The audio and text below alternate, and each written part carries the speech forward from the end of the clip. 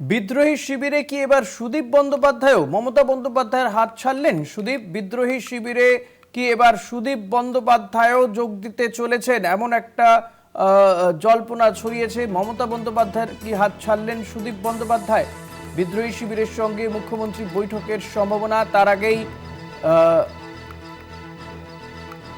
শতাব্দীর সঙ্গে দিল্লি পৌঁছলেন সুদীপ বন্দ্যোপাধ্যায়। শতাব্দী রায় তৃণমূল সাংসদ, যিনি ইতিমধ্যেই বিদ্রোহী শিবিরে নাম লিখিয়েছেন, তার সঙ্গেই দিল্লি পৌঁছলেন সুদীপ বন্দ্যোপাধ্যায়। সুদীপ বন্দ্যোপাধ্যায় বর্ষিয়ান তৃণমূল সাংসদ, মমতা বন্দ্যোপাধ্যায়ের ঘনিষ্ঠ বলে পরিচিত। সেই সুদীপ বন্দ্যোপাধ্যায়ও কি এবার বিদ্রোহী শিবিরে নাম লেখাতে চলেছে? ইতিমধ্যে আমরা গতকাল আপনাদের দেখিয়েছি যে ১৯ জন যে বিদ্রোহী সাংসদ, তাদের সই সম্বলিত চিঠি সেটি প্রকাশ্যে এসছে, যদিও সেই চিঠি লেটারহেড ছিল না এবং বেশ কিছু সাংসদের সই ছিল না বা আবছা, সইগুলো বোঝা যাচ্ছে না। সেক্ষেত্রে বিদ্রোহী শিবিরে কি আরও একজন সাংসদ ভিড়লেন? সুদীপ বন্দ্যোপাধ্যায় বর্ষিয়ান এই সাংসদকে ঘিরে নতুন করে জল্পনা ছড়ালো। শতাব্দী রায়ের সঙ্গে তাকে দিল্লিতে পৌঁছতে দেখা গেল। সেক্ষেত্রে কি বিদ্রোহী শিবির তারা নতুন করে অক্সিজেন পেল সুদীপ বন্দ্যোপাধ্যায় তাদের শিবিরে নাম লেখানোতে? কারণ আমরা গত দুদিন দেখেছি যে একের পর এক সাংসদ তারা কিন্তু বলেছেন যে তারা মমতা বন্দ্যোপাধ্যায়ের হাত ছাড়েননি।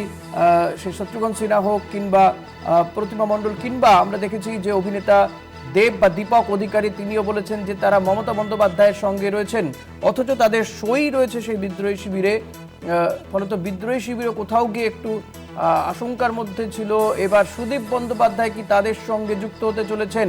এই নিয়ে আমরা কথা বলবো। দেবাশিস সেনগুপ্ত রয়েছে। দেবাশিস, সুদীপ বন্দ্যোপাধ্যায়ও কি এবার বিদ্রোহী শিবিরে নাম লেখাতে চলেছেন মমতা বন্দ্যোপাধ্যায়ের ঘনিষ্ঠ সুদীপ বন্দ্যোপাধ্যায়? দেখো হরিশিকেশ, প্রথমে জানাই রাজনীতিতে কোনো শেষ কথা কিছু নেই, সবটাই সম্ভব। গত পরশুদিন কলকাতা টিভিতে আমরা যে খবর করেছিলাম, মালা রায় চিঠি আজ সকালে আমাদের হাতে আসে। সেখানে দেখা যায় মালা রায়ও কিন্তু ৮ তারিখে চিঠি দিয়েছেন তার চেয়ারপারসনের পদ থেকে পদত্যাগ করা। কিন্তু তিনিও যে ওই শিবিরে যে ১৯ জন নাম লিখিয়েছে, সেই চিঠির মধ্যে কিন্তু মালা রায়ের নাম ছিল এবং মমতা বন্দ্যোপাধ্যায়ের ঘনিষ্ঠ সায়নী ঘোষের নামটাও আমরা বলেছিলাম, তখনও কিন্তু প্রকাশ্যে আসেনি।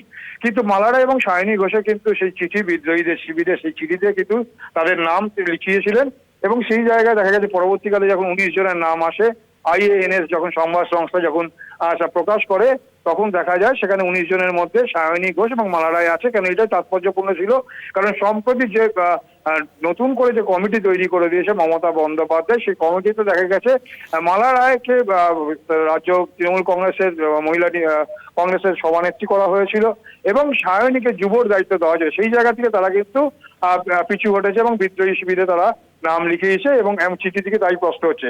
আর এবার ঠিক সেই সময় আমরা বলেছিলাম যে সুদীপ বন্দ্যোপাধ্যায়ও কিন্তু এই বিরোধী শিবিরে যোগ দিতে পারে এবং সেই জায়গায় দেখা যাচ্ছে আজকে যখন শতাব্দী রায় তিনি যখন সুদীপ বন্দ্যোপাধ্যায়কে নিয়ে যাচ্ছে, তো মনে করা হতেই পারে যে সুদীপ বন্দ্যোপাধ্যায় কিন্তু সেই পথেই হাঁটছে, অর্থাৎ সেই বিরোধী শিবিরে, যেখানে এর আগে আমরা দেখেছি কাকলি ঘোষ সহ ১৯ জন সাংসদ লোকসভার সদস্য তারা কিন্তু তারা স্পষ্টভাবে জানিয়ে দিয়েছিলেন যে তারা কিন্তু NDA কে সমর্থন করবে এবং সেই জায়গা থেকে তাদের কিন্তু সংযোজন আরো একটি নাম হতে পারে সুদীপ বন্দ্যোপাধ্যায় বর্ষিয়ান এই সাংসদ।